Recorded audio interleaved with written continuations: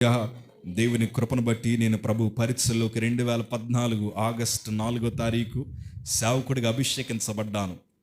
నేనేం పరాయుడను కాదు, ఇక్కడే మాది వాకల్పూడి. సో సముద్రానికి బాగా దగ్గరగా ఉండిద్ది మా ఊరు. మా తల్లిదండ్రులు సువార్త పరిచయం అక్కడే ప్రారంభించారు. అప్పుడు సంఘాలు లేవు, రోడ్లు లేవు, కరెంట్లు లేవు, ఏమీ లేవు. మా ఊర్లన్నీ టైరు పాకలే. ఆ ప్రాంతం మధ్యన సువార్త పరిచయం ప్రారంభించిన తర్వాత మాకు అసలైన కష్టాలు అక్కడే ప్రారంభించబడ్డాయి. ఈరోజు మా బ్రతుకులు చూసిన వాళ్ళు కొంతమంది వీళ్ళకి ఏ కష్టాలు లేవేమో అందుకే బోల్డ్ చెప్తారు అనుకుంటారు. లేదండి, మేము ఎన్నో కష్టాలు అనుభవించి వచ్చాం. మాది ఒక చిన్న పాక మందిరం. మాది ఆ పాక వెనకాలే చిన్న సందు లాంటి వెళ్ళి అక్కడే కిచెన్, అక్కడే బెడ్రూమ్. మేము ఇసుకలో పడుకునేవారు, ఇసుకలో ప్రార్థించేవారు. ఎన్నో కష్టాల మధ్యన ప్రయాణం చేశాం. ఈ సంగమా మా తల్లిదండ్రులు సువార్త పరిచయం ప్రారంభించిన తర్వాత దేవుని కృప, మాకు అప్పుడు సంఘం లేదు, స్థలం లేదు. కేవలం 2-3 విశ్వాసులు మాత్రమే ఉండేవారు. వాళ్ళ మధ్యన పరిచయం ప్రారంభించి ప్రతి ఆదివారం ఎవరొకరి ఇంటి గుమ్మాల దగ్గర దేవుని ఆరాధన జరిగిస్తూ ఉండేవారు. మా ఇంట్లో 2 పడవలు ఉన్నాయి. ఆ 2 పడవలు ఏంటంటే సముద్రంలోకి వేటకెళ్ళే పడవలు కాదు, కానీ మా తండ్రి గారు, మా తల్లిగారి తరపులు అందరూ ప్రభు సేవకులు అయితే, మా నాన్నగారి తరపులేం ప్రజా సేవకులు. వాళ్ళిద్దరి మధ్యన పుట్టిన ఒకే ఒక అబ్బాయి నేను. ప్రస్తుతానికి మా ఇంటి పేరుకి ఇంకా అబ్బాయిలు ఎవరు లేరు. అందరి కనుదృష్టి నా మీదే ఉంటుందని మా తల్లి ప్రార్థన చేయడం ప్రారంభించింది. ఎందుకంటే దేవుని కృప, మా తల్లిదండ్రుల సువార్త దినాల్లో మేము ఇంకా అప్పుడు పుట్టలేదు. మా తల్లిగారి దగ్గరకు ఒక మంచి దైవజనరాలు వచ్చి, అమ్మ, దేవుడు మీకు ఒక అబ్బాయిని ఇస్తున్నాడు, ఆ అబ్బాయిని దేవుడు బలమైన సేవకుడిగా వాడుకుంటాడని చెప్పగానే మా తల్లి ప్రార్థన చేసింది, ప్రభా, అబ్బాయి పుట్టినా పర్లేదు, అమ్మాయి పుట్టినా పర్లేదు, ఎంతమంది పుట్టినా వారందరినీ నీ పరిచరికిస్తానంది. దేవుని కృప, నేను పుట్టడం జరిగింది. స్టువర్ట్పురం సుధాకర్ గారిని ఒక మంచి దైవజనుడు నాకు జోషి ప్రశాంత్ అని పేరు పెట్టారు. నాకు 2 చెల్లెళ్ళు. మేము చక్కగా వచ్చిన తర్వాత మమ్మీ డాడీ మాటలు అర్థం చేసుకునే వయసు వచ్చాక మా తల్లి మాకు చక్కటి బోధ చేసేది. మా అమ్మ అంది, అయ్యా, మీరు పుట్టడమే సేవకుల కుటుంబంలో పుట్టారు, మా తర్వాత మీరు సేవకులు అవుతారు, అట్లా అవ్వద్దు. ఎందుకంటే పిలుపు లేని సేవలో ఉజ్జీవం కనిపించదు, పిలుపు లేని సేవలో పరిశుద్ధత కనిపించదు, పిలుపు లేని సేవలో మనుషులే కనబడతారు కానీ దేవుడు కనపడ్డ. కనుక మా తల్లి అంది, ప్రభు మిమ్మల్ని ఎప్పుడు పిలుస్తాడో తెలియదు, కానీ ఆయన పిలుస్తున్నప్పుడు అన్నీ వదిలేసి పరిచర్యకి రమ్మంది. మరి అప్పటిదాకా ఏం చేయాలంటే దేవుని మందిరానికి ఏదైతే అవసరమో ఆ పనులన్నీ నేర్చుకోమన్నారు. నాది వాయిద్యాల పరిచర్య, మా చెల్లెలిద్దరిది పాటలు పాడే పరిచర్య. చక్కగా మేము ప్రభు సంధి ఎదుగుతున్నాం. చెప్పాను కదా, మా ఇంట్లో 2 పడవలు ఉన్నాయని. మా బంధువుల మధ్యన మేము ఉంటే చెడిపోతామేమోనని. ఎందుకంటే దుష్ట సాంగత్యము మంచి నడవడికను చెడుపునన్నట్లు వారి మధ్యన ఉంటే మా విశ్వాసాలు ఏమన్నా పోతాయేమోనని మా తల్లి ప్రార్థించగా అప్పుడు దేవుడు మాకు ఒక చిన్న స్థలాన్ని ఇచ్చాడు. ఎంత సంతోషం! మొట్టమొదటిగా సొంత స్థలం మాది. ఆ స్థలంలో చిన్న పాక మందిరాన్ని మా సంఘ బిడ్డలు మేము అందరూ కలిపి కట్టుకున్నాం. అక్కడే ఉండిపోయాం. చిన్న సందులాంటి ఇల్లు మాది. కొన్ని దినాలు, కొన్ని సంవత్సరాలు మాకు కరెంటు కూడా లేదు ఆ ప్రాంతంలో. అక్కడే మేము బ్రతికే వాళ్ళం. శ్రమల వెనకాల శ్రమలు వచ్చాయి, అవమానాల వెనకాల అవమానాలు, నిందల వెనకాల నిందలు పడడం ప్రారంభించాయి. మాకు వర్షాలు వచ్చినా, తుఫాన్లు వచ్చినా ఇంటిపైన ఉండే తాటాకులు ఎగిరిపోతూ ఉంటే ఆ నీళ్లు మా ఇంట్లోకి వస్తూ ఉంటే రకరకాల జంతువులు, సముద్రం పక్కన కదా, రకరకాల పురుగులు వస్తాయి, పాములు వస్తాయి, పక్షులు కూడా గూడు కోసం అక్కడికి వస్తూ ఉంటాయి. వీటన్నిటిని చూసి భయపడిపోతూ ఉండేవాళ్ళం. మా తల్లి మమ్మల్ని ఒళ్ళో పడుకోబెట్టుకుని యేసు ప్రభు పాటలు పాడుతూ పెంచేది. ఇన్ని శ్రమల మధ్యన మా బంధువులు మమ్మల్ని చులకనగా చూడడం ప్రారంభించారు. ఎందుకంటే వారికి యేసు ప్రభు అంటే అసలు ఇష్టం ఉండేది కాదు. మా తల్లిగారు మాకు చిన్న చిన్న సంచులు ఇచ్చుకుని రేషన్ షాప్కి పంపిస్తే మా సొంత రక్త సముద్రాలు మమ్మల్ని ఇట్లా అనేవారు, ఏరా, మీ మమ్మీ మీ డాడీ ఇంటింటికి పోయి అడుక్కు తింటారు కదా, మీకు బియ్యానికి ఎంత తక్కువ వచ్చాయి, మీ కూరగాయలకి ఎంత తక్కువ వచ్చాయి అని యేసు ప్రభు పాటలు వెటకారంగా పాడుతూ, ఇదిగో హల్లెలూయా బ్యాచ్ వచ్చింది, ఇదిగో ముసుగేసుకున్న వాళ్ళు వచ్చేది కానీ మమ్మల్ని ఎగతాళి చేస్తూ ఉంటే మా ఇంటికి వెళ్ళి మా తల్లిగారిని అడిగాం, ఏమ్మా మనం అడుక్కు తినేవారం అంటే మా తల్లి అంది, ఏ రాయించుకొని కుట్టేయకపోయేవా అన్న మాట అనలేదు. కానీ వారి ఎవ్వరికీ సత్యం తెలియదు కాబట్టి మీరు వారిని క్షమించండి. ఎందుకంటే అన్ని రోజులు ఒకలా ఉండవు. దేవుడు మన బ్రతుకులు మారుస్తాడని చెప్పేది. దేవునికి స్తోత్రం కలుగును గాక. హల్లెలూయా. ఆ బాధ చేస్తూ పెంచింది. ఈరోజు అదే అనుభవంతో చెప్తున్నాను. తగిన కాలం వచ్చినప్పుడు ఫలమిచ్చు చెట్టు వలె దేవుడు మనల్ని మారుస్తాడు. మిమ్మల్ని చాలామంది ఎగతాళి చేసినా, మిమ్మల్ని వేలెత్తు చూపినా, మిమ్మల్ని అవమానపరిచినా, నిండు మనసుతో చేతులు జోడించే మాట చెప్తాను, మీరు సైలెంట్ అయిపోండి, మీరు మాట్లాడొద్దు. మీరు ఎందుకు మాట్లాడొద్దయ్యా అంటే మన దేవుడు మాట్లాడే దేవుడు గనకే మనం మౌనంగా ఉండాలి. దేవునికి స్తోత్రం కలుగును గాక. పడనివ్వండి. ఎన్ని నిందలు పడినా, ఎన్ని అవమానాలు పడినా, మన బలహీనతలు చూసి వేలెత్తి చూపినా, మనం మౌనంగా ఉండి ప్రభు వైపు చూస్తే చాలు. ఆయన పరిస్థితులను మార్చగలిగిన ఒకే ఒక్క దేవుడు ఆయన. దేవునికి స్తోత్రం కలుగునుగాక. ఆ పరిస్థితుల మధ్యన, ఆ క్లిష్టమైన తరుణాల మధ్యన మా తల్లిదండ్రులకు ఆశ పుట్టింది. ఏంటంటే మేము బాగా చదవాలి. ఎందుకు చదవాలంటే మేము ఏదో ఉద్యోగాలు చేస్తామని కాదు, కానీ మేము ప్రభు మమ్మల్ని ఏ దేశానికి పంపిస్తాడు, ఏ రాష్ట్రానికి పంపిస్తాడో తెలియదు కనుక ఎక్కడికి వెళ్ళినా మేము ప్రభు పరిచర్య భాష అడ్రాకుండా చేయాలని ఒక కోరిక మేరకు మన కాకినాడలో బూను స్కూల్ అనే స్కూల్ ఉండేది ఒకప్పుడు. ఆ తర్వాత నలంద విద్యానికేతన్ అయింది. ఆ స్కూల్లో మమ్మల్ని చేశారు, బూను స్కూల్లో. అక్కడికి వెళ్ళిన తర్వాత పెద్ద పెద్ద వాళ్ళందరూ అదే స్కూల్లో చదువుతూ ఉండేవారు. పెద్ద పెద్ద వాళ్ళందరి మధ్యన మన పిల్లలు పంపించాం కూడా ఏం చేస్తారు తెలుసా? వాళ్ళకిలాగా మనం కూడా బతకాలని కోరుకుంటాం. వాళ్ళని చూసి ఆ కారు ఉంటే బాగుండేమో, ఆ బండి ఉంటే బాగుండేమో అని కోరుకున్నట్లు నేను కూడా అక్కడికి వెళ్ళిన తర్వాత ఏమనుకున్నానంటే, నేను కూడా డబ్బున్న వాళ్ళ ఇంట్లో పుట్టినట్టే ఎంత బాగుండి అనిపించింది. కాకపోతే ఇంక సేవకుల కుటుంబంలో పుట్టాను కదా, మరలా రెండోసారి పుట్టడానికి ఉండదు. అక్కడికి వెళ్ళిన తర్వాత నా అనుభవంలో తెలుసుకుంది ఏంటంటే, డబ్బున్నవారు పేదవారితో సహవాసం చేయడానికి అస్సలు ఇష్టపడరని అక్కడికి వెళ్ళాక అర్థమైంది. మీరు చెప్తే నమ్మరు, 7వ తరగతి దాకా నాకు సరైన స్నేహితులు లేరు. నా పక్కన మా టీచర్ గారు ఎవరు నన్ను కూర్చోబెట్టినా వాళ్ళు లెగిసి వెళ్ళిపోతూ ఉండేవారు. ఎందుకంటే నాకు అంటువ్యాధి ఉందని కాదు, మా దగ్గర ధనము లేదని. మనుషులందరూ ధనాన్ని బట్టి ప్రేమిస్తారు. మళ్ళీ ఎప్పుడు గుండెల్లో పెట్టుకుని, మనుషులు ధనం ఉంటేనే పలకరిస్తారు. ధనం ఉంటే ఏం చేస్తారు చెప్పనా? వాడు సిగరెట్లు కాల్చేవాడైనా, వాడు వ్యభిచారైనా, వాడు దొంగతనాలు చేసేవాడైనా, వాడు నరహంతకుడైనా, వాడి మీద బోల్డన్ని కేసులున్నా, ధనం ఉంటే చాలు మనోళ్ళు కుర్చీ వేసి కూర్చోబెట్టి పైన గొడిగేస్తారు. కావాలంటే అయ్యగారిని కూడా పిలుస్తారు. అదే నీతిమంతుడికి అలా కూర్చోబెడతారా? పేదవాడిని అలా కూర్చోబెడతారా? ధనం ఉంటే చాలు. మనిషి స్వభావం అంతే, ఏ అండగా గొడుగు పడతారు మనుషులు. అలాంటి మనుషుల కోసం మనం దుఃఖపడి బాధపడి గుండెల్లో పెట్టుకునే దానికంటే మనల్ని మనసారా ప్రేమించే ప్రభు వైపు చూడగలిగితే మన బ్రతుకులు బాగుంటాయి. దేవునికి స్తోత్రం కలుగును గాక. హల్లెలూయా. దేవుని కృప. మేము అట్లాగే సన్నిధిలో ఎదుగుతూ వచ్చాం. కాకపోతే బాధ ఏంటంటే, స్కూల్లో ఎవరు స్నేహితులు లేరు, ఇంకోవైపు బంధువులు కూడా ఎవరు మమ్మల్ని ఫంక్షన్లు కూడా పిలిచేవారు కాదు. ఎందుకంటే పిలిస్తే మమ్మల్ని పరిచయం చేయాలి కదా, ఇలా సేవ చేస్తారండి ఆ మాట చెప్పాలని ఎవ్వరు మమ్మల్ని ఫంక్షన్లు కూడా పిలిచేవారు కాదు. ఒక లెక్క చెప్పాలంటే అందరూ ఉన్న అనాథులుగానే బ్రతికాం. ఈరోజు మన బ్రతుకులు కూడా అలా ఉండొచ్చు, కానీ అనాథులు అనే పదం వాడాల్సిన అవసరం లేదు. ఎందుకంటే మనం అనాథులం కాదు, అనాది సంకల్పంతో దేవుడు మనల్ని రూపొందించుకున్నాడు. దేవునికి స్తోత్రం కలుగును గాక. ప్రభు కృపను బట్టి దేవుని సందులు ఎదగడం ప్రారంభించాం. అక్కడే మేము సంతోషాన్ని పొందుకోగలిగాం. మా సంఘబిడ్డలే మాకు బంధువులు అయిపోయారు, మా సంఘబిడ్డలే మాకు స్నేహితులు అయిపోయారు. ఆదివారం అయితే ఎంత సంబరమో. మా జీవితాలు అట్లా కొనసాగుతూ వెళ్తున్నాయి. ప్రభు కృపను బట్టి నేను చదువుకుంటూ 7వ తరగతికి వచ్చాను. మంచి భక్తి, మంచి పరిచర్య, నాకు లోక సహవాసం ఏమీ లేదు. ప్రభు అంటే నమ్మకంగా ఎదిగిన వాడిని. అట్లాగా వెళ్ళిపోతున్నప్పుడు మా 7వ తరగతిలో ప్రభు మమ్మల్ని దీవించాడు. దీవెనంటే నా మెడలో లావంటి బంగారపు గొలుసు, మా ఇంటి ముందర పెద్ద కారు, మాది 2 అంతస్తుల డాబా అయిపోలేదు. దీవెని ఎప్పుడు నేను ఆస్తితో పోల్చను, ఎందుకంటే దొంగోడికి మనకంటే ఎక్కువ వస్తుంది. క్రైస్తవుడు సంపాదించిన అసలైన ఆస్తి ఏదన్నా ఉందంటే అది దేవునికి మనకి ఉండిన సంబంధం మాత్రమే. దేవునికి స్తోత్రం కలుగును గాక. మన భక్తి మన ఆస్తి. దేవుని కృప, మాకు సభలు పెట్టే కృపను దేవుడు అనుగ్రహించాడు. చక్కగా ఇక్కడ ఆనంద భారతి గ్రౌండ్స్లో మేము అరుల్ రాజు గారిని పిలిచి స్వార్థ పరిచర్యలు ప్రారంభించాం. చాలామంది ప్రజలు అక్కడికి వస్తూ ఉండేవారు. ఆయన తల మీద చేసి ఎట్లా ప్రార్థన చేశాడు, దేవుడిని ఎలీషా వాడుకుంటాడయ్యా అని. నాకు దావీదు గొలియాతు తప్ప ఎలీషా ఎవరో తెలియదు నాకు. మా తల్లిగారు నా పక్కన కూర్చోబెట్టి ఎలీషా కోసం బోధించడం ప్రారంభించారు. ఏమనంటే, ఆయన రోషం కలిగిన దైవజనుడయ్యా, ఆయన నిర్మోహమాటంగా ప్రభు కోసం పనిచేసిన వాడని మా తల్లి ఎలీషా కోసం బోధించగా కన్నీటి ప్రార్థనకు అలవాటయ్యాను నేను. మనం చేసే బోధే మన పిల్లల బ్రతుకులను మారుస్తుంది. ఇప్పుడు చాలామంది తల్లిదండ్రులు దేవుని కోసం, దైవభక్తుల కోసం బోధించలేని పరిస్థితి మనం చూస్తూ ఉన్నాం.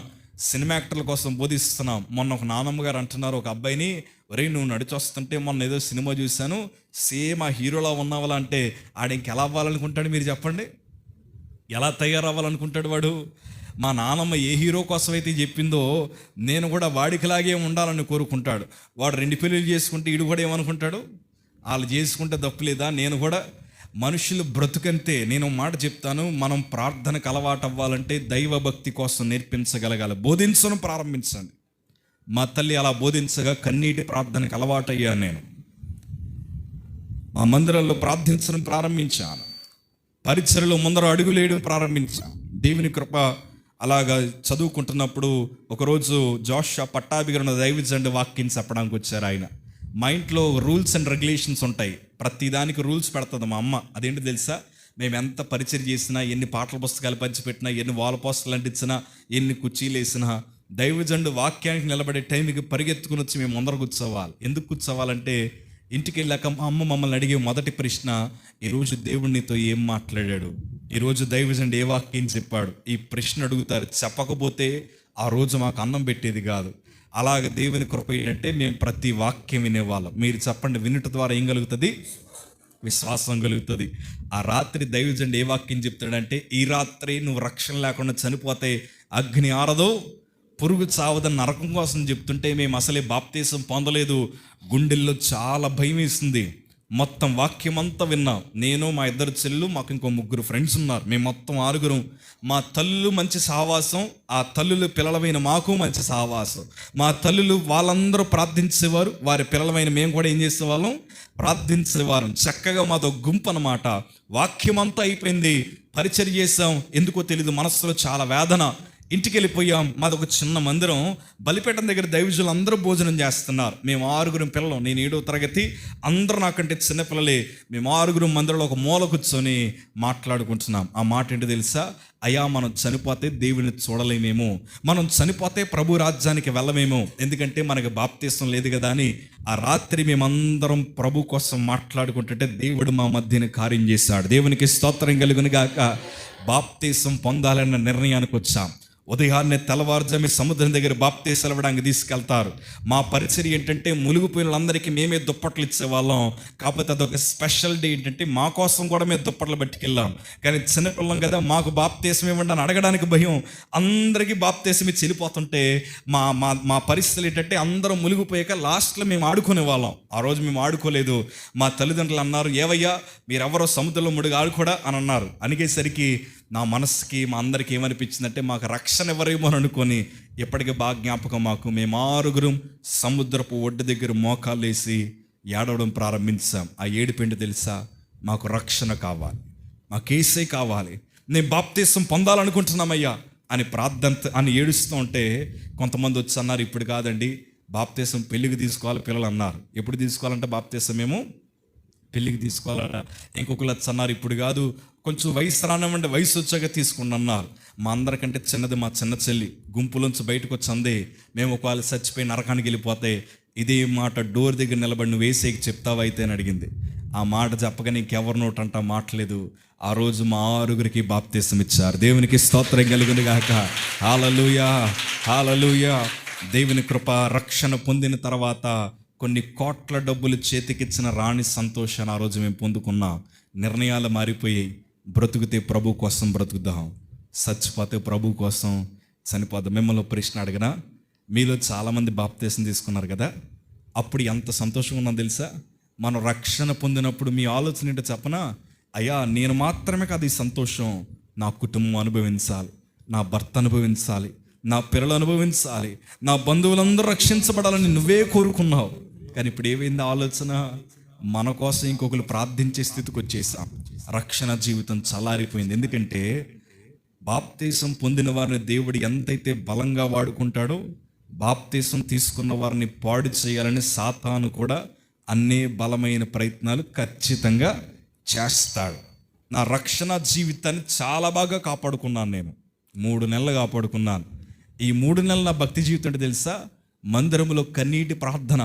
మా మందిరపు గోడలు పట్టుకొని, ప్రభా మా సంఘాన్ని విస్తరింపచేయి ప్రభా, మా సంఘం అనేక మంది రక్షించబడాలి. కానీ నా 7వ తరగతిలో కన్నీటి ప్రార్థన చేసిన వాడిని.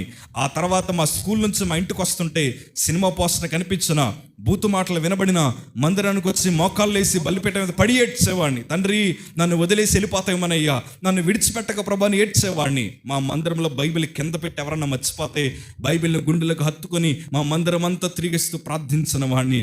కాకపోతే ఎంత పెద్ద చేపైనా చిన్న గేలానికి పడిపోద్ది అన్నట్లు సాతాను అందరికీ గేలాలు వేయడం ప్రారంభించాడు. ఎందుకంటే వాడికి మన బలహీనతలు బాగా తెలుసు. ఈ సంఘం ఒక మాట చెప్తాను, మీకు పాయిజన్ ఇచ్చి తాగమంటే తాగుతారా? ఎందుకు తాగరు? తాగితే మనం ఎక్కడికి వెళ్ళిపోతాం?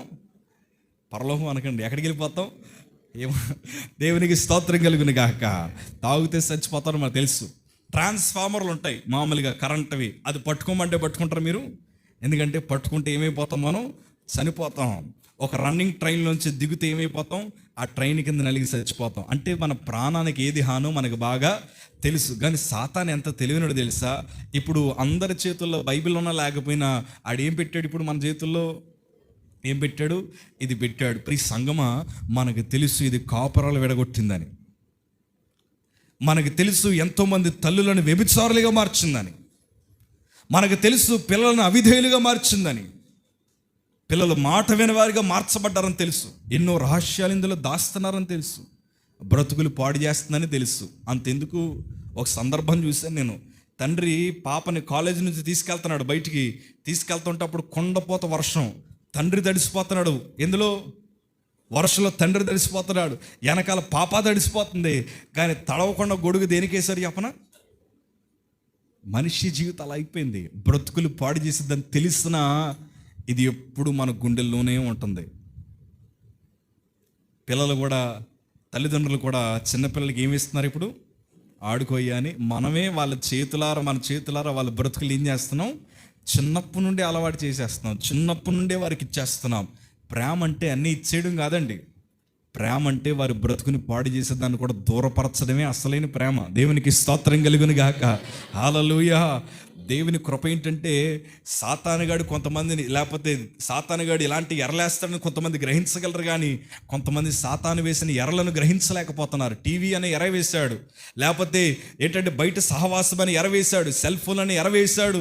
నాకు కూడా ఒక ఎర వేశాడు. ఎందుకంటే నా బలహీనత కూడా వాడికి బాగా తెలుసు. నాకు వేసిన ఎర ఏంటంటే, నాకు ప్రేమ కావాలి. మీరు అనుకునే లవర్ ఫ్లవర్ ప్రేమ కాసుమి, నా ప్రేమ అంతా ఒకటే. మా స్నేహితులను ప్రేమిస్తే బాగుండు, మా బంధువులను ప్రేమిస్తే బాగుండు. ప్రతిదానికి ఒక అవకాశం ఉంటుంది కదా. ఓ రోజు మా టీచర్ గారు స్కూల్కి రాకపోతే నేను వాయిద్యాలు పిచ్చుండి, గుండెల మీద వాయిద్యాలు వాయించుకుని పడుకుంటాను నేను. ఓ రోజు మా టీచర్ గారు రాకపోతే నేను బెంచ్ మీద వాయిద్యాలు వాయించుకుంటుంటే మా మ్యూజిక్ టీచర్ విన్నారు. అరే భలే వాయిస్తున్నావు, ఎక్కడ నేర్చుకున్నట్టు? ఎక్కడ నేర్చుకోలేదండి, నాకు మందిరాల్లో వాయించడం అలవాటు అయ్యి అంటే నా చేతులు పట్టుకుని నా గదిలోకి తీసుకెళ్ళాడు. ఎంత సంతోషమో. నేను ఎవరితైతే సహవాసం చేద్దామనుకున్నానో అందులో కొంతమంది స్నేహితులు ఆ గదిలో కూర్చున్నారు. మా టీచర్ గారు అన్నారు, మీరందరూ పాట పాడండి అమ్మా, జోషి వాయిద్యాలు వాయిస్తాడన్నారు. ఈ సంగమా, చర్చిల్లో అయితే దేవుని పాటలు పాడతారు, స్కూళ్ళల్లో కాలేజీలో ఏ పాటలు పాడతారండి? సినిమా పాటలు పాడతారు. నేనేమో చిన్నప్పటి నుండి పాస్టర్ గారి అబ్బాయిని. పైగా నా జీవితంలో జరిగింది ఏంటంటే, నేను రక్షణ పొంది 3 నెలలు అయ్యింది. మంచి తీర్మానాలు కలిగి ప్రార్థన చేస్తున్నవాడిని. ఇప్పుడు మీరు చెప్పండి, ఆ సినిమా పాటకి నేను వాయించాలో వద్దా? అమ్మ గట్టిగా చెప్పండి అమ్మ, మీ మౌన అంగీకారం అనుకుంటాను నేను. ఓ రోజు ముసలావిడ అంటుంది, ఎవడో చూడకపోతే వాయించే అంటుంది. అంటే చూడకపోతే ఏదైనా చేయొచ్చన్న మనస్సు మనిషికి ఉంటుంది. నా మనస్సులో 2 తలంపులు వచ్చాయి. ఒకటి, వాయిస్తే ప్రభువుకు ద్రోహం చేస్తున్న అవుతాను, వాయించకపోతే స్నేహితుల ముందర చేతగాని వాడిగా మిగిలిపోతాను. ఏం చేయాలో అర్థం కాలేదు. అప్పుడు మనస్సులో అనుకుంటున్నాను, ప్రతిసారి తప్పు చేస్తున్నాడు అనుకునేదే ఏంటో తెలుసా? ఈ ఒక్కసారే చేద్దాం. ఈ ఒక్కసారి సినిమా పాట ఏంటో నాకు తెలియదు, సినిమా హీరోలు ఎవరో నాకు తెలియదు, ఆ పాట అర్థం ఏంటో నాకు తెలియదు. ఒక్కసారి వాయిద్దాం. నాకుండే తలాంతం మా స్నేహితులు చూస్తే నన్ను ప్రేమిస్తారేమోనని జీవితంలో మొదటిసారి నా చేతులారా పాపం చేశా. మా తల్లి నాకు చెప్పిన స్వార్థ ఏంటంటే, ప్రభు ఎక్కడో లేడు. ఎక్కడున్నదో తెలుసా? నీ ముందరే ఉన్నాడనేది, నీ పక్కనే ఉన్నాడనేది. నా భయం ఏంటంటే, ఇప్పుడు సినిమా పాట వాయిస్తాను, ప్రభు నా పక్కనే ఉన్నాడేమో అని భయం వేసేసి మనసులో అనుకున్నాను, ఇంకెప్పుడు ఈ సినిమా పాటలు వాయించకూడదని నిర్ణయం తీసుకొని ఆ పాట అంతా అయిపోయిన తర్వాత గదిలోంచి లేచి వెళ్ళిపోతా ఉంటే మా టీచర్ గారు నా భుజం తట్టు అన్నాడు, అరే ఎంత తలాంత పెట్టుకుని ఎన్ని సంవత్సరాలు ఏమైపోయాను పొగిడేసరికి ఆ రోజు నాకు అర్థమైంది ఏంటంటే, పొగిడితే పడిపోతానని అర్థమైంది నాకు. కొంతమంది పొగిడితే ఏమైపోతారండి? పొగిడితే పడిపోతారు. కొంతమందికి ఒక దురలవాటు ఉంటుంది, అడిగి మరి ఏం చేస్తారు? అడిగి మరి పొగిడించుకుంటారు. నాకు ఆ పొగిడేసరికి మనస్సులో అనుకున్నాను, ఎన్ని సంవత్సరాల మందిరాల్లో వాయించాను, ఎన్నో వీధి కోటాలకి భుజాల మీద డ్రమ్ములు మోసుకుంటూ వెళ్ళాను, ఒక్క విశ్వాసి కానీ, మా తండ్రి కానీ, మా తల్లి కానీ ఎవరో పొగడలేదు. కానీ ఈ సినిమా పాటకు వాయించాను, పొగిడేసరికి మనస్సంతా సంతోషం అయిపోయి, మా ఇంట్లో తెలియదు నేను సినిమా పాటలు వాయిస్తున్నానని. మా స్కూల్ మ్యూజిక్ టీంలో జాయిన్ అయిపోయారు. ఎందుకంటే తల్లులందరూ అమాయకులే. తల్లులందరూ ఏంటండి? అమాయకులే. పిల్లలు ఏం చేస్తున్నారో కూడా కొంతమందికి తెలియదు. మా తల్లి అంత అమాయకురాలు అంటే నా పిల్లోడు చదువుకున్నాడు, రాబో దినాలు ఏమైపోతాడు, గొప్ప సేవకుడైపోతాడని ఆమె కళ్ళకి అంటుంటే నేనేమో డ్రమ్ములు పెట్టుకొని సినిమా పాటలు వాయించడానికి వెళ్ళేవాడు. 8వ తరగతికి వచ్చాను. అప్పుడు మన రాష్ట్రం ఇంకా విడిపోలేదు. ఆంధ్రప్రదేశ్లో ఎన్ని స్కూల్స్ అయితే ఉన్నాయో అన్ని స్కూల్స్కి కాంపిటీషన్కి వెళ్తే రాష్ట్ర స్థాయి 3వ స్థానం వచ్చింది మాకు. మొదటిసారి న్యూస్ పేపర్లో మా స్కూల్కి వచ్చారు. ఈ గుర్తింపు లేని మొక్క న్యూస్ పేపర్లో పడింది. కత్తిరించుకొని పుస్తకాల లోపల కాదు, పుస్తకాల మీద అంటించుకున్నాను. అప్పటిదాకా నా పేరు మా స్కూల్లో ఎవరో పిలవడానికి కూడా ఇష్టపడలేదు. నేను ఉన్న సంగతాలకు తెలియదు.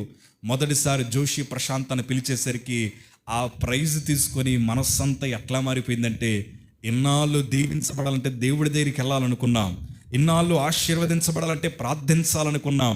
ఇవేం అక్కర్లేదన్నమాట. తలాంతుంటే సరిపోద్దన్న భ్రమలో బ్రతికాను నేను. దానికి నేను పెట్టే మరొక పేరే గర్వము. వాక్యం అంటది కదా, నాశనానికి ముందు గర్వము నడుచున్నట్లు గర్వం వచ్చేసింది. అప్పటిదాకా నా పక్కన కూర్చోలేని నా స్నేహితులు బెల్లం చుట్టూ ఈగల వాలితే ఎలా ఉంటాయో అలా వాలిపోయారు స్నేహితులు. ప్రియ సంగమా, స్నేహితులు కష్టాల్లో ఉన్నప్పుడు ఎవడు రాడు, కానీ లాభాల్లో ఉన్నప్పుడు ఎంతమంది మనల్ని పలకరిస్తారో ఎప్పుడు జ్ఞాపకం చేసుకోండి. స్నేహితులతో జాగ్రత్త. బంధువులు కూడా రాబంధులు అయిపోతారు, జాగ్రత్త. మనం ఎదుగుతామంటే చూసి వారలేని వారు మనం ఎప్పుడు పడిపోతామని ఎదురు చూసేవారున్నారు, జాగ్రత్త. అందుకే ఇప్పుడు చాలామంది యవనస్తులకి మాట చెప్తారు, సైకిల్ ఉన్నప్పుడు ఒకే స్నేహితుడు ఉంటాడు, బండి కొంటే 3 అవుతారు, కారు కొంటే 10 మంది అవుతారు. మరి 10 మంది నీకు సైకిల్ ఉన్నప్పుడు ఎక్కడ ఉన్నారని అడిగితే సమాధానం ఉండదు. రేంజ్ పెరిగే కొద్దీ స్నేహితులు వెతుక్కుంటూ వస్తారు. కానీ మన ప్రభువులు ఉండే గొప్పతనం ఏంటో తెలుసా? మన దగ్గర ఏమీ లేకపోయినా మన కోసం ప్రాణం పెట్టి మనల్ని ప్రేమించిన దేవుడు ఆయన. దేవునికి స్తోత్రం కలుగును గాక. హల్లెలూయా. దేవుని ప్రేమ చాలా అద్భుతమైనది. కానీ లోకపు ప్రేమ మమ్మల్ని ఆకర్షించింది. మా తల్లిగారికి తెలియదు. నేను చదువుకుంటూ 10వ తరగతికి వచ్చాను. చదువు అయితే నాకు సరిగ్గా అవ్వలేదు, కానీ మన ఈస్ట్ కూడా అవరికి అండర్-15 అండర్-16 క్రికెట్ వైస్ కెప్టెన్ చేశాను నేను. మా స్కూల్లో ఉదయాన్నే గ్రౌండ్లో దింపేసేవారు, సాయంత్రం ఇంట్లో దింపేసేవారు. మా తల్లిగారు భయం అంతా ఒకటే, వీడు 10వ తరగతి ఫెయిల్ అయిపోతే సంఘములు ఏమని సాక్ష్యం చెప్పాలో తెలియక మా తల్లిగారు భయపడి నన్ను హాస్టల్లో వేసింది మా అమ్మగారు. హాస్టల్కి వెళ్ళాక నా బ్రతికి కాపాడిపోయింది. ఎందుకంటే అప్పటిదాకా వేరే స్నేహితులు ఉండేవారు. హాస్టల్కి వెళ్ళిన తర్వాత నా స్నేహితులు నా బ్రతుకుని మార్చారు. ఎందుకంటే మొన్నటిదాకా నా స్నేహితులు కొంతమంది కార్పొరేటర్లుగా పనిచేశారు. ఈ మధ్యనే యానం ఎమ్మెల్యే ఓడిపోయాడు కదా, తను కూడా మా క్లాస్మేటే. ఆ తర్వాత ప్రస్తుతానికి ఇంకొక ఎమ్మెల్యే మాత్రమే మన తెలుగు రాష్ట్రాల్లో ఉన్నారు. ఆ తర్వాత చక్కటి వ్యాపారవేత్తలు మా స్నేహితులు ఉన్నారు. మన దేశమే కాదు, వేరే దేశాల్లో కూడా చక్కగా హాస్పిటల్స్ కట్టి స్థిరపడిన వారు ఉన్నారు. నా బ్రతుకుని పాడు చేసిన నా ప్రాణ స్నేహితుడు ఇప్పుడు కాదు, ఒకప్పుడు అనుకోండి, వాడు ప్రస్తుతానికి చెన్నై ఫిల్మ్ ఇండస్ట్రీలో సినిమా యాక్టర్లకి పర్సనల్ కొరియోగ్రాఫర్గా పనిచేస్తున్నాడు. సినిమాల కోసం మీకు తెలియంది ఏం కాదు. మా ఫ్రెండ్ నా పక్కన కూర్చొని ఒక మాట చెప్పాడు, జోషి నీకు మాట చెప్పనన్నాడు. చెప్పయ్యా అంటే, అబ్బాయిలందరికీ నువ్వు అంటే బాగా ఇష్టంగానయ్యా, ఏ ఒక్క అమ్మాయి కూడా నేను ప్రేమించట్లేదు అన్నాడు. అప్పుడు నేను ఎన్నో తరగతి తెలుసా? 10వ తరగతి చదువుతున్నాను. మీరు చెప్పండి, 10వ తరగతి నాకు ప్రేమలు అవసరం అంటారా? చెప్పండి, అవసరం అంటారా? అమ్మ గట్టిగా చెప్పండి అమ్మా. అవసరం కాదు కదా. నేనేం చెప్పాలి? అయ్యో మా దేవుడు నన్ను ప్రేమిస్తున్నాడయ్యా, మా తల్లిదండ్రులు నన్ను ప్రేమిస్తానని చెప్పాల్సింది పోయి ఐసు మొక్క కరిగిపోతా నీళ్ళు అట్లా వస్తే అలా కూర్చొని ఇచ్చేస్తున్నాను. ఎందుకంటే మా స్నేహితుడు నన్ను ఎవరో ప్రేమించట్లేదని చెప్పాడని. కానీ మా స్నేహితుడు అన్నాడు, ఏం కాదయ్యా నీ జిడ్డు మొహం కదా, అందుకే నేను ఎవరో చూడట్లేదు అన్నారు. అందుకంటే మా తల్లి గారు కొబ్బరి వేసి పంచేది నన్ను, చక్కగా కొబ్బరిని రాసేది మా తల్లి. సెకండ్ పీరియడ్ అయితే ఈ చెంపకి నూనె గారిపోయేది నాకు. చక్కగా సంవత్సరానికి ఒకసారి వచ్చేది నా పుట్టినరోజు. మా అమ్మమ్మ గారు ప్రేమతో బట్టలు తీసుకొచ్చేది. మా అమ్మమ్మ టేస్ట్ అసలు బాగుండేది కాదు. చొక్కా రంగు అయితే ప్యాంటు రంగు ఉండేది. అవ్వయి చెప్పలేసి పంపించేవారు. మా స్నేహితులు అనేవారు, నీ చేతిలో బుడగలు ఉంటే బాగుండేగా, ఇంకా బుడగలు ఒకటి తక్కువ అనేవారు. మా స్నేహితులు ఇట్లా అనేసరికి చాలా అవమానం అనిపించింది. మా స్నేహితులు అన్నాడు, ఏం కాదయ్యా నువ్వు బట్టలు మార్చుకుంటే అందరూ నిన్ను ప్రేమిస్తాడన్నారు. నాకు అప్పటిదాకా తెలియదు బట్టలు చూసి పడిపోతారని జనం. మా స్నేహితుడు అన్నాడు, నా బట్టలు నీకు ఇస్తానయ్యా అన్నాడు. నేను ఎవరిని ఉద్దేశించి చెప్పట్లేదు, నా బ్రతికింటూ చెప్తున్నాను. మా బట్టలు ఎలా ఉన్నాయంటే, బండి మీద నుంచి వెళ్ళిపోతా ఉంటే పొందు అడ్డొచ్చింది అనుకోండి, బండి మీద నుంచి కింద పడిపోగానే ప్యాంట్ అంతా ఏమైపోద్దమ్మా, మొత్తం చిరిగిపోద్ది. కన్నాల ప్యాంటు, టాన్ జీన్స్ అంటారు. ఇప్పుడు తల్లిదండ్రులు కూడా ఏ కొంటారు పిల్లలకి. ఆ టాన్ జీన్స్ తీసుకొచ్చి నాకు వేసారు. మొదట్లోకి వచ్చి సిగ్గు అనిపించింది. ఆ తర్వాత మా ఫ్రెండ్స్ నాకు అప్పటిదాకా రంగురంగులు జుబ్బాల బలీలు జాకెట్స్ జరిగించి నాకు తెలియవు, ఆ వేసారు. చాలా సంతోషం అనిపించింది. కొబ్బరి బ్యాచ్ కదా, నాకు జుట్టు చాలా ఒత్తుగా పెరిగేది. భారతదేశానికి ఉన్నట్టు 3 రంగులు ఉండేవి నాకు ఎదర. వెనకాల ఒక పెద్ద పిలకేసారు. మా స్నేహితులు చెవిపోగులు పెట్టుకుంటారు. చెవిపోగులు పెట్టాలంటే కన్నం పెట్టాలి. కన్నం పెడితే మా అమ్మ అన్న పెట్టదు. ఇక అట్లాంటివి వద్దంటే మ్యాగ్నెట్ చేపోగులు పెట్టారు. మా స్నేహితులు ఎక్కువ మంది పచ్చబొట్లు పొడిపించుకుంటారు.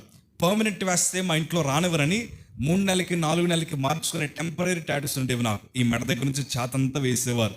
వేసుకున్న తర్వాత ఖరీదైన షూ నాకు వేశారు. మా ఇంట్లో 4 నెలలు బ్రతకొచ్చు ఆ డబ్బులతోటి.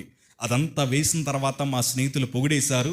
నేనేమనుకున్నానంటే నాకు అమ్మాయిల స్నేహితులు ఎవరు లేరు కాబట్టి మా అమ్మకు చూపిద్దామని మా ఇంటికి వెళ్ళాను. మా ఇంటికి వెళ్ళగానే మా తల్లి కళ్ళు ఇట్లా నలుపుకొని, మా ఇంటికి సినిమా హీరో వచ్చాడేమో అనలేదు, కానీ మేము కొరతల మధ్యన ప్రయాణించిన మా తల్లి ఎప్పుడు ఏడవలేదు. మమ్మల్ని ఎంతోమంది అవమానించినా మా తల్లి ఎప్పుడు కంటతో నీళ్లు పెట్టలేదు. కానీ మొదటిసారి నన్ను అట్లా చూసి మోకాళ్ళ మీద పడి నా చేతులు పట్టుకుని ఏడవడం ప్రారంభించింది. అయ్యా, తలకి రంగేంటయ్యా, ఆ వస్త్ర విధానం ఏంటయ్యా, మేము కష్టపడి నేను ఎందుకు చదివిస్తున్నామో తెలుసా, నువ్వు ప్రభువు కోసం పనిచేస్తావని, నువ్వు దేవుని సేవకుడు అవుతావని, అనేక మందికి మార్గదర్శిగా బ్రతుకుతావని నేను ఎంత కష్టపడి చదివిస్తుంటే నీ బట్టలు ఏంటయ్యా, నీ డ్రెస్సు, నీ ఆత్మీయ డ్రెస్ చెప్తా తెలుసా అని అడిగింది. మా అమ్మగారు అన్నారు, ప్రభు నిన్ను చూస్తున్నాడయ్యా, సంఘం నిన్ను చూస్తుంది అనగానే నోరారా తెరిచి మొదటిసారి మా తల్లికి వ్యతిరేక సమాధానం చెప్పాను. అదేంటి తెలుసా, ఆ దేవుడికి నేను ఒక్కనే కనిపిస్తున్నానా? సంఘం నన్ను చూడడానికే మందిరానికి వస్తుందా? అయినా నా బట్టలు నా ఇష్టం, నా జుట్టు నా ఇష్టం అని మా తల్లి గారికి వ్యతిరేక మాట చెప్తే మొదటిసారి మా తల్లి గుండెలు బాదుకుని ఇచ్చింది. కానీ ఈ సంగమా, ఈరోజు దైవజెండగా దేవుని బలిపేట మీద ఆనపెట్టి ఒక మాట చెప్పగలను. నా తల్లో దువ్వాని పెట్టి 11 సంవత్సరాలు అయింది. నా ముఖం మీద పౌడర్ రాసి 11 సంవత్సరాలు అయింది. మా చర్చ్లో వాళ్ళు 100 రూపాయలు చొక్కా ఇచ్చిన, ఒకప్పుడు జత బట్టలు 25,000 20,000 కొని నేను మా సంఘ బిడ్డలు 100 రూపాయలు చొక్కా ఇచ్చి వేసేసుకుంటున్నాను. కొనుక్కోలేక కాదు, దేవుడు అన్ని రంగాల్లో ప్రభు దీవిస్తూనే వచ్చాడు. ఈ మాటలో 70-80 సంవత్సరాలు వచ్చాక చెప్పాను అనుకోండి, కొంతమంది అనుకుంటారు అన్న అనుభవించేశాడు, ఇప్పుడు ముసలాడు అయిపోయి ఏదని చెప్తాడు అనుకుంటారు. ఈ సంఘమా, దేవుడు అన్ని రంగాల్లో స్థిరపరిచాడు. కానీ వెనక్కి ఎందుకు తెరలేదు తెలుసా? నాకు ఈరోజు అర్థమైనంత ఒకటే, మనకి విలువ మనం వేసే హెయిర్ స్టైల్ బట్టో, మనం రాసే పౌడర్ బట్టో, మనం తిరిగే కార్లు బట్టో, మనం వాడే ఫోన్లు బట్టో మనకు విలువే రాదు. మన హృదయంలో నివసించు దేవుడే మనకు అసలైన విలువనిస్తాడు. దేవునికి స్తోత్రం కలుగును గాక. హల్లెలూయా. ఈ రాత్రి మీరు అసలైన విలువను అనుభవించాలని కోరుకుంటున్నాను. యేసేపుకి ఏముందయ్యా, కానీ గొప్ప విలువను దేవుడిచ్చాడు. దానియేలు ఏం పట్టుకెళ్ళాడయ్యా, కానీ గొప్ప విలువను దేవుడిచ్చాడు. షడ్రక్ మేషక్ అబేద్నెగోల దగ్గర ఏముందయ్యా, అయినా కానీ గొప్ప విలువనిచ్చాడు. ప్రభువే మనకు అసలైన విలువనిస్తాడు. దేవునికి స్తోత్రం కలుగును గాక. యవనస్తులు ఈ ఒక్క మాటను హృదయంలో పెట్టుకుని, ప్రభా నాకు విలువ వస్తే నీ వల్లే రావాలి, అందం వల్ల రాకూడదు, పేరు ప్రఖ్యాతల వల్ల రాకూడదు, నా విలువ పెరగాలంటే అది నీ వల్ల అయి ఉండాలి అని మీరు తీర్మానాలు తీసుకోండి. ఆ విలువ ఎన్నటికీ తగ్గదు. దేవునికి స్తోత్రం కలుగును గాక. దేవుని కృప. ఈ సంగతి నాకు తెలియక కంప్లీట్గా ఇంట్లో వ్యతిరేకమైపోయారు. ఈ గొడవలు చూసిన మా బంధువులు నన్ను పక్కకు లాగారు. వాళ్ళందరూ అన్నమాట, క్రైస్తవం అంటే ఇదేనయ్యా, దేవుడు లేడు, యేసు ప్రభు దేవుడు కాదు, క్రైస్తవులు సినిమాలకు పంపించరు, క్రైస్తవులు బయట తిరగనివ్వరు, వాడితో ఫ్రెండ్షిప్ చేయి, వీడితో ఫ్రెండ్షిప్ చేయొద్దంటారు, అయినా మీ బైబిల్ అంటే అట్లా చెప్పింది అని రకరకాల మాటలు నాకు బోధించడం వల్ల అది నిజమేనేమో, లోకాన్ని అనుభవించాలనే కోరిక చేత ప్రభువుకి, సంఘానికి, తల్లిదండ్రులకి దూరం అయిపోయిన ఒక పాస్టర్ గారు అబ్బాయిని సింపుల్గా మీకు ఒక మాట చెప్తాను. మా తల్లిగారు నా కోసం 2 సంవత్సరాల ఉపవాసం అండి ప్రార్థన చేసింది ఆమె. ఆ ప్రార్థన తెలుసా, ప్రభా నా కొడుకు బ్రతుకుండే కన్నా వాడు ఎంత త్వరగా చచ్చిపోతే అంత మంచిదయ్యా, నాకేం కొడుకు వద్దయ్యా అని ప్రార్థన చేసింది మా అమ్మ. ఈ మాట చెప్పడానికి కొంతమంది కలవరంగా ఉండొచ్చు, కానీ ఈ మాట చెప్పడానికి నాకు ఎంత గర్వమో తెలుసా.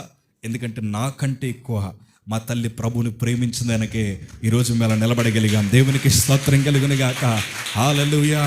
ఈ సంగమా, పిల్లల్ని ప్రేమించండి, కుటుంబాన్ని ప్రేమించండి, కానీ దేవుడి కంటే ఎక్కువ ఎవరు కాదు. ఎందుకంటే మీకు సందర్భం చెప్తాను, ఎందుకో చెప్పాలనిపిస్తుంది. మా చర్చ్లో ఒక అబ్బాయి వాయిద్యాలు వాయిస్తూ ఉండేవాడు. మంచి వాయిద్యాలు వాయిస్తుంటే, చిన్నప్పటి నుండి మంచి టాలెంటెడ్ పర్సన్ తాను. మంచిగా వాయిద్యాలు వాయిస్తుంటే ఒకరోజు మీకు కాంగో తెలుసు కదా, త్రిబుల్ కాంగో ఉంటుంది కదా, ఓసలు ఉంటాయి దానికి. ఆ కాంగో కొట్టాడు. చాలా పాటలు పాడారు రోజు మా చర్చ్లో. పాడిన తర్వాత ఏమైందంటే వాడు చేతులకు ఉండే తోలు ఏమైపోయింది, కొంచెం తోలు బయటకు వచ్చింది. ఇంటికి వెళ్ళిన తర్వాత వాళ్ళ అమ్మకు చూపించాడు, అమ్మా నాకు ఇలాగ కాంగో వాయిస్తుంటే చేతి మీద తోలు ఊడిపోయామంటే తల్లి ఏం చెప్పాలి మీరు చెప్పండి. మీరే కనుక తల్లి అయితే ఏమని చెప్తారు మీరు? మీ పిల్లోడు మీ దగ్గరికి వచ్చి, అమ్మ ఈరోజు వాయిద్యాలు వాయించిన నా చేతిలో చర్మం ఊడిపోయిందని చెప్తే మీరేం చెప్తారు? పోన్లేండి అయ్యా, దేవుని పరిచర్య కదా, త్వరగా మానిపోద్దలే, ఏం కాదు, ప్రార్థన చేసుకో అని చెప్తారా మీరు? చెప్తారా? అలా చెప్తే మీరు ధన్యులే. దేవునికి స్తోత్రం కలుగును గాక. ఆ తల్లి ఏమంది తెలుసా, ఇంకెప్పుడు పాటలు పాడే టైంకి మందిరానికి వెళ్ళగంది. ఏమంది? ఇంకెప్పుడు పాటలు పాడే టైంకి నువ్వు మందిరానికి వెళ్ళకు. ఆడి చేతులు ఎంత ముద్దాడేసింది ఆవిడ. మాకు అర్థమైంది కదా, ఏంటిడు పాటలకు రావట్లేదు ఏంటి అనిపించింది. ఆ తర్వాత పక్క వాళ్ళు చెప్పారు, అన్న వాళ్ళ అమ్మగారు పాటలు పాడే టైంకి అంటే పంపించట్లేదన్న. దీనికంటే చేతులు, మీరు చెప్పండి ఏమైపోతున్నాయి? చేతులు పాడైపోతున్నాయి. సంవత్సరాలు గడిచిపోయింది సంగమా, సంవత్సరాలు గడిచిపోయింది. పరిచయం అందరూ చేయలేరు కదా, అందరు నిలబడలేరు. ఈరోజు అదే తల్లి షుగరు బీపీ వచ్చేసి ఎవరు లేని టైంలో మందిరానికి వచ్చి గుండెలు బాతుకుని ఏడుస్తుంది, అయ్యా నా కొడుకు డ్రగ్గిస్టుడు అయిపోయాడయ్యా, నా కొడుకు త్రాగుబోతుడైపోయాడయ్యా, ఆ తప్పంతా నాదేనయ్యా. నీ సన్నిధిలో ఎదగాల్సిన వాడు, నీ సన్నిధిలో పరిచర్య చేయాల్సిన వాడు, నీ సన్నిధిలో ఉండాల్సిన వాడిని నేనే మార్గాలు మార్చని. కానీ ఇప్పుడు ఎంత ఏడ్చినా ప్రయోజనం ఉందంటారా మీరు చెప్పండి? మా తల్లిలో ఉండే గొప్ప లక్షణం ఏంటంటే, బ్రతుకుతే దేవుని కోసం బ్రతకాలి నా పిల్లలు, మరణము కూడా అదే దేవుని కోసమై ఉండాలని కోరుకుంది. దేవునికి స్తోత్రం కలుగును గాక. మా ద్వారా దేవుని నామానికి అవమానం వస్తుందని మా తల్లి నేను చనిపోవాలి 2 సంవత్సరాలు ప్రార్థన చేసింది ఆమె. ఎందుకంటే నా చేతుల మీద ఎప్పటికీ పోలీస్ స్టేషన్లో పెట్టుకుంటే దెబ్బలు ఇంకా నా చేతుల మీద ఉన్నాయి. మా ఇంట్లో నరకయాతన వచ్చేసింది. ఎందుకంటే నేను ప్రభు సేవలోకి వచ్చి 11 సంవత్సరాలు అయింది. 10 సంవత్సరాల తర్వాత నాకు పాస్పోర్ట్ వచ్చింది. నా మీద ఉండే చిన్న చిన్న కేసులన్నీ కొట్టేయడానికి అన్ని సంవత్సరాలు పట్టింది. దౌర్భాగ్యపు జీవితం అయిపోయింది. చెడు వ్యసనాలకు అలవాటు పడ్డాను. మా ఇంట్లో మంచాలు, కుర్చీలు, అద్దాలన్నీ పగిలిపోయి ఉండేవి. తల్లిదండ్రుల మీద చేయి చేసుకునేవాడిని. నోరు తెరిస్తే బూతులు మాట్లాడేవాడిని. యేసు ప్రభు దేవుడి కథ అనేక మందికి ప్రకటించడం ప్రారంభించాను. బ్రతికెలా అయిపోయిందంటే దేవుడు మా సంఘాలను దీవించాడు. దేవుని కృపను బట్టి మాకు ఇప్పుడు 7 సంఘాలు ఉన్నాయి. దేవుని కృపను బట్టి మా బెరీన్ బ్రాంచ్లో 500 నుంచి 600 మంది పట్టగలిగిన సంఘాలను దేవుడు మాకు ఇచ్చాడు. దేవుడు సంఘాలను విస్తరింపజేస్తున్నా. చర్చి బలిపెట్టడం మీద సిగరెట్ పెట్టెలు దాచేవాడిని. కింద ఆరాధన జరుగుతుంటే పైన మందు తాగుతుండే వాళ్ళం. ఆ మందు వాసన మా మందిరంలోకి వచ్చి కొంతమంది విశ్వాసాలు మమ్మల్ని విడిచిపెట్టి వెళ్ళిపోయారు. యేసు ప్రభు దేవుడి కాదని దృఢంగా నమ్మిన వాడిని. బలిపేట మీద సినిమా పాటలు వాయించిన వాడిని. మా చెల్లొచ్చి, అన్నయ్య నువ్వు మా అన్నయ్యని చెప్పుకోవడానికి సిగ్గేస్తుంది అంటే బ్లేడ్ తీసుకుని మా చిన్న చెల్లి చేయి కోసేసిన అన్నయ్య నేను. బ్రతుకంతా తారుమారైపోయింది. పాపము మన బ్రతుకుని ఎట్లా మారుస్తుందో మనకి తెలియదు. మా తల్లిగారు ప్రార్థన చేశారు, ప్రభా వీడి జీవితం అంటే ఎట్లా అయిపోయిందని. మా తల్లి చేసిన ప్రార్థన వల్ల దేవుడు మాకు ఎన్నో అవకాశాలు ఇస్తూ వచ్చాడు. నేను రాజమండ్రి జిఎస్ఎల్ మెడికల్ కాలేజీలో చదివేవాడిని. చదివేస్తుంటే ఈ పాటకు డాక్టర్ అయ్యేవాడిని. కానీ దేవుని కృప ప్రభు పిలిచిన మరుక్షణమే వాటిని విడిచిపెట్టి ప్రభు సేవలకు వచ్చాం. వదిలేసిన దానికంటే 4 అంతలు ఎక్కువే దీవించాడు ఆయన. దేవునికి స్తోత్రం కలుగును గాక. దేవుని కృప మా కుటుంబంలో దేవుడు ఎన్నోసార్లు మాకు అవకాశాలు ఇస్తూ వచ్చాడు. ఎన్నో పరిస్థితుల మధ్యన వెళ్తున్నా మా తల్లి చేసిన ప్రార్థన వల్ల మమ్మల్ని కాపాడుతూ వచ్చిన ఆ కాపుదలని నేను అర్థం చేసుకోలేకపోయాను. మనం ఎవరి మధ్యన పెరిగితే వాళ్ళ అలవాట్లు మనకు వస్తాయి అన్నట్లు మా బంధువుల మధ్యన పెరిగిన వారు రాజకీయాల్లో ఉన్నారు కనుక 2013 మనకి తెలంగాణ పోరు వచ్చింది. ఆంధ్ర రాష్ట్రం తెలంగాణ రాష్ట్రం విడిపోయేదానికి అప్పుడు మన ఈస్ట్ గోదావరికి స్టూడెంట్ చేసి కన్వీనర్గా చేశాను నేను. ఎంతోమంది స్నేహితులు చేశారు. ఫోన్ నెంబర్లు ఎక్కించుకుంటే ఫోన్ సరిపోవట్లేదని రికార్డ్ బుక్లో రాసుకుంటే లెక్క పెట్టుకుంటే 2600 మంది పైన స్నేహితులు ఉండేవారు. ఇప్పుడు కూడా పదవులు ఉన్నవారు మీరు అడిగితే వాళ్ళ పిల్లల్ని అడిగిన నా కోసం చెప్తారు. బైక్ ర్యాలీలు పెడితే 300 నుంచి 600 బళ్ళు పెట్రోల్ కొట్టించకపోయినా వచ్చేవి. అంతమంది స్నేహితుల మధ్యన ఇంక చొక్కాకు బొత్తాలు పెట్టేవాడిని కాదు, వెర్రవీగిపోయి బ్రతికేవాడిని. జీవితం అంతా ఇలాగే ఉంటుంది అనుకున్నాను. మా తల్లికుండే అలవాటు ఏంటంటే ఎప్పుడు దొరికితే అప్పుడు స్వార్థ చెప్పేది మా అమ్మ. మా తల్లంది ఎన్నిసార్లు గద్దించను లోబడిన వాడు మరి తిరిగి లేకుండా హఠాత్తుగా నాశనం అవుతాడే అంటే నాకు కోపం వచ్చేసి నన్ను నాశనం చేయడానికి యేసు ప్రభు ఎవరు, ఇది కరెక్ట్ అని ఇది రాంగ్ అని నాకు చెప్పడానికి ఆయన ఎవరు, అసలు దేవుడు ఉన్నాడా మీరు చూసారా అని రకరకాల ప్రశ్నలు అడిగేవాడిని. చాలాసార్లు సభలు జరుగుతుంటే ఆ సభల్లో పంచిపెడుతున్న పాటల పుస్తకాల్లో నేను నా స్నేహితులు బూతులు రాస్తూ ఆ పాటలు పాడుతూ ఉండేవాళ్ళం. రకరకాల ఇబ్బందులు పడుతూ ఉండేవాళ్ళం. మా తల్లి దేవుని వాక్యాన్ని చెప్పి గర్దించిందని మా సండే స్కూల్ పిల్లలకి పంచిపెట్టే 200 గిడియన్ బైబిల్స్, కొత్త నిబంధన బైబిళ్ళు లాలాచెరువులో మాకు ఫ్లాట్ ఉండేది. అక్కడికి తీసుకెళ్ళిపోయి చలిమంట కాసుకోవడానికి బైబిల్ అన్ని తగలబెట్టేసిన ఒక పాస్టర్ గారు అబ్బాయిని కాండ్రించి బైబిల్ మధ్య నుమ్మేసి ఆకాశం వైపు తిరిగి నువ్వు దేవుడు అయితే వచ్చేవన్నా చేయొచ్చు కదని ప్రభువును దూషించిన ఒక పాస్టర్ గారు అబ్బాయిని. కానీ గొప్ప విషయం ఏంటి చెప్పనా, ఏ నోటితైతే ప్రభువును దూషించామో ఈరోజు అదే నోటితో యేసు ఒక్కడే నిజమైన దేవుడని ప్రకటించుకుంటున్నాడు ఆయన. హల్లెలూయా, హల్లెలూయా. ప్రార్థన మన పరిస్థితులను మారుస్తుంది. అందుకే అన్నాను, తల్లులు మీ కుటుంబం కోసం చేస్తున్న ప్రార్థనలు ఆపకండి. భర్తల కోసం చేస్తున్న ప్రార్థన ఆపకండి. కుటుంబాలు మీరందరూ చేస్తున్న ప్రార్థన ఆపద్దు. ఎందుకంటే ప్రార్థనే మన ఆయుధం. అది తప్ప మరొక ఆయుధం మనకు లేదు. ప్రార్థించండి. మా తల్లి ఎక్కువ ప్రార్థన చేసేది. దేవుని కృప ఏంటో తెలుసా? మా తల్లి నాటిన విత్తనాలే ఈరోజు మా సేవకి పునాదులయ్యాయి. అందుకే మీరు ఎంత మట్టుకు వీలైతే, ఎంత సమయం దొరికితే అంత సమయం పిల్లలకి వాక్యాన్ని బోధించడానికి ప్రయత్నించండి. ఒకవేళ వారి మధ్యలో తప్పుపోయినా మీరు నాటిన విత్తనాలే వారి బ్రతుకులను మరలా మందిరానికే తీసుకొస్తాయి. దేవునికి స్తోత్రం కలుగును గాక. హల్లెలూయా. దేవుని కృప. మా తల్లి చాలా ప్రార్థన చేసేది. 2013 డిసెంబర్ కాలమున తిండి తిని 3.5 నెలలు అయిపోయింది. ఎందుకంటే మత్తు పదార్థాలకు అలవాటు పడ్డాను. నాకు నరాల మీద ఇంజక్షన్ చేసుకుని అలవాటు ఉంది. చేతుల మీద చేసుకుంటే మా తల్లి ఎప్పుడు చూస్తూ ఉండేది. అందుకే కాళ్ళ నరాల దగ్గర ఇంజక్షన్లు చేసుకునేవాడిని. అందరికిలా కాదు, ప్రత్యేకంగా బ్రతకాలని మా కాలేజీలో, మెడికల్ కాలేజీలో అందరూ భోజనపు హాల్లో భోజనం చేస్తే నేను నా బెస్ట్ ఫ్రెండ్ మాత్రం మార్చరీ గదిలో భోజనం చేసేవాళ్ళం. ఆ శవాల మధ్యనే ఉండేవాళ్ళం. మా ఫ్రెండు, మా టీచర్ గారు మమ్మల్ని ల్యాబ్లో చేతులు బట్టరా, కాళ్ళు బట్టరా, కిడ్నీలు బట్టరా అంటే చేతి గ్లౌస్ ఏమి ఉండేవి కదా, అట్లా మూసుకుంటేనే వెళ్ళిపోయేవాళ్ళం. భయం అనిపించేది కాదు. మా ఇంట్లో ఇప్పటికీ మర్చిపోలేని సందర్భం ఏంటంటే, నిజమైన మనిషి ఎముకలు దొంగతనం చేసి మా ఇంటికి తీసుకొచ్చేసాం. 6 రోజుల దాకా మా ఇంట్లో శవాలకం పొదలేదు. అలాంటి మనస్సు కలిగిన మేము 3.5 నెలల తర్వాత మా ఇంటికి వచ్చాను. మా అమ్మ మాత్రమే నాతో మాట్లాడేది, ఇంకెవ్వరు నాతో మాట్లాడారు కాదు. మా తల్లి వచ్చింది, అయ్యా మన ఇంటి వెనకాల క్రిస్మస్ ఆరాధన జరుగుతుంది, కీబోర్డ్ వాయించరమ్మంది. కీబోర్డ్ వాయించడం అంటే సినిమా పాటలే. అక్కడ కాసేపు వాయించి కూర్చోలేక మా ఇంటికి వచ్చేసాను. ఆ రోజు వాక్యం చెప్తున్న దైవవిషయాల పేరు బట్టి శ్రీను గారు, అరుణ్ కుమార్ గారు అంటారు. ప్రభు ఆయనతో మాట్లాడుతూ అంటున్నారు కదా, 2014 నుంచి జోషిని నేను సేవకుడిగా నిలబెట్టబోతానని ప్రభు మాట్లాడారు. దేవునికి స్తోత్రం కలుగును గాక. ఆ మాట మా తల్లి గారికి చెప్పగానే మా తల్లికి ఎంత సంతోషం అంటే, గదిలో పడుకున్న నా దగ్గరికి వచ్చి నా నెత్తి మీద చెయ్యేసి అంటుంది, యేసయ్య నిన్ను 2014 నుంచి సేవకుడిగా నిలబెట్టబోతున్నాడని చెప్పగానే నా గోర్లు మా అమ్మ చేతులకు దిగిపోయేలా గట్టిగా నలిపేసి అంటున్నాను, మీకు ఇలా అడుక్కు తినే జీవితం నాకొద్దు. యేసయ్య దేవుడిని ఇంటింటికి పోయి నేను చెప్పాలా? వాళ్ళు ఇచ్చే బియ్యం నేను తీసుకోవాలా? వాళ్ళు ఏది ఇస్తే అది నేను అనుభవించాలా? మీ బ్రతుకు అక్కడతో అంతమైపోవాలి, నేను ఎన్నడూ పరిచర్య చేయను అని కొన్ని బూతులు మాట్లాడితే మా తల్లి ఏడ్చుకుంటూ వెళ్ళిపోయింది. రాత్రి సేవ అంటే పిసరంతా కూడా ఇష్టం లేదు నాకు. ఆ పరిస్థితి మధ్యన రాత్రి విపరీతమైన కడుపు నొప్పి వస్తే ఉదయాన్నే లేచాక మా అమ్మకి చెప్తే హాస్పిటల్కి తీసుకెళ్ళింది. వైద్యులు అన్నారు, మందులు వాడితే 2-3 నెలలు పట్టిద్ది, ఆపరేషన్ చేస్తే 2-3 రోజుల్లో బాగైపోతాడన్నారు. ఆపరేషన్ అంటే మీలో ఎంతమందికి ఇష్టం నాకు తెలియదు, కానీ కొంచెం నా మైండే సైకో మైండ్ నాది. వాళ్ళ ఆపరేషన్ అనగానే ఉదయం చెప్పారు, మధ్యాహ్నం బ్లడ్ టెస్ట్కి వెళ్ళిపోయాను, ఏమనిపించలేదు. సాయంత్రం ఆపరేషన్ థియేటర్కి వెళ్ళిపోయాం. ఆపరేషన్ చేయించుకున్న వారికి వెనక వెన్నుపూస దగ్గర ఎనస్థీషియా ఇస్తారు, మత్తు మందు. ఆ మత్తు నాకు ఇచ్చారు, కానీ నాకు అలవాటైన మత్తులు దానికంటే ఎక్కువ గనక వారు ఎక్కించిన మత్తు నాకు సరిగ్గా ఎక్కలేదు. కాసేపు అయిన తర్వాత ఆపరేషన్ ప్రారంభించారు. 2 గంటలు ఆపరేషన్ చేశారు. 2 రోజులు హాస్పిటల్లో ఉన్నాను. 3వ రోజు డిశ్చార్జ్ చేసి మా ఇంటికి పంపించారు. మా తల్లికుండే అలవాటు ఏంటంటే, ఎప్పుడు సమయం దొరికినప్పుడు స్వార్థే చెప్పేది. మా అమ్మంది, అతిక్రమములు దాచిపెట్టేవాడు వర్ధిల్లడు, వాటిని ఒప్పుకొని విడిచిపెట్టేవాడు కనికరం పొందుతాడు. మనం బాగైతే చాలు, మళ్ళీ రోడ్ల మీద తిరిగెచ్చన్న ఒకే ఒక ఆలోచన చేత ఆ రోజు 31st నైట్ ఇలాగే బలిపీఠపై నిలబడి సాక్ష్యం చెప్పడానికి సిద్ధపడితే మా సంఘములో నేను మారిపోయాను అనుకుని 12 మంది బాప్తీసం పొందడానికి నిర్ణయాలు తీసుకున్నారు.